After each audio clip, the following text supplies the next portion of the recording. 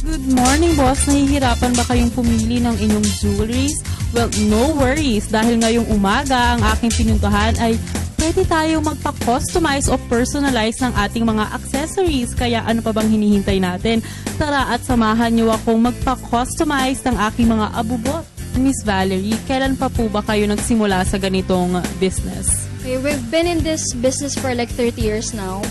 And since eto na yung nakalakihan kong negosyo, medyo may alam na nila ko sa negosyo na to, dinaya-diretso ko na.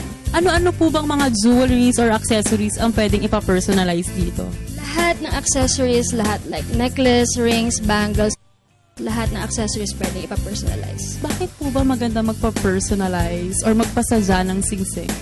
Kasi kung makukuha mo kung ano yung design na gusto mo, may engrave mo yung pangalan mo rin, kung ano yung gusto mo na ilagay sa ring. Yung kliyente naman yung masusunod kung ano yung design na gusto nila. Ano-ano po bang mga rings ang pinapagawa sa inyo? Wedding rings, class rings, military rings. Lalo na ngayon, sa Colegio de San Juan de Letran, kami yung nag-supply sa kanila ng graduation rings nila. Ano pong mga materials ang ginagamit niyo dito? Sa metals, meron tayong non-precious like yung brass and then sterling silver. And yung precious metals natin, meron tayong white gold and yellow gold. Imported naman po ba ang mga metals and stones na ginagamit niyo dito? Imported siya. Miss Valerie, pwede niyo po ba kaming i-tour sa inyong factory? Sure, Carla. Okay, go. Nandito tayo ngayon sa molding department. So, ito yung hulmahan ng mga design. If ever na pag meron ka napiling design, dito muna siya ginagawa. Meron tayong ring designer. Meron tayong department ng mga ring designer. Oy, pero paano po kung meron na po akong nakuwang design, pwede ko na lang pong ipagaya sa inyo? Yes, pwede. Miss Valerie, gano'n naman po ba kahalaga ang singsing sa buhay ng isang tao? Ay, sobrang mahalaga yan. Halimbawa sa class ring natin, yan ang nagiging simbolo ng achievement natin. Siyempre, di ba, kung wedding ring, yun ang simbolo ng ating pag-iibigan. O, di ba?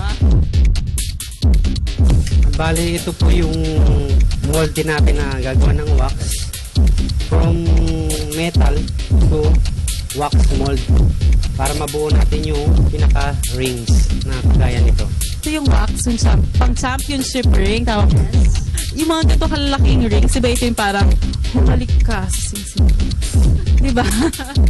Yung mga birthstones or yung mga diamond po, kayo din po gumagawa nun. Yes, kami rin yung gumagawa nun. Actually, sa class rings or kahit anong mga rings, pwede kang pumili kung anong stone ang gusto mong ilagay. Like kung anong birthstone mo or kahit anong gusto mo ipalagay sa ring. Meron din mga real diamonds.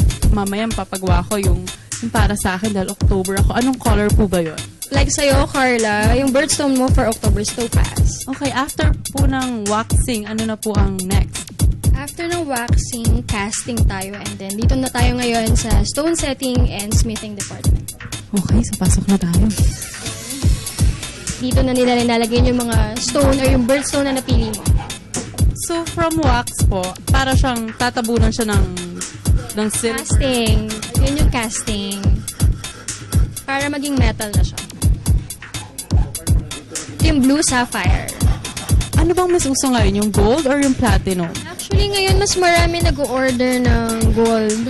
Yung gold kasi, syempre, mas medyo pricey siya sa silver.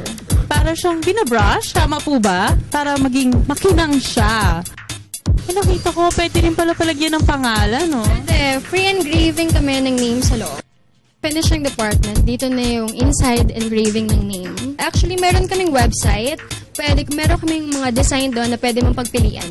Yung mga viewers natin dyan, pwede kayong mag-log sa website namin, www.ovaljewelry.com, or you can contact us at 0917-375-3750. O ayan naman pala mga boss, pwede tayo magpa-personalize or magpa-customize sa ating sariling rings or accessories, diba?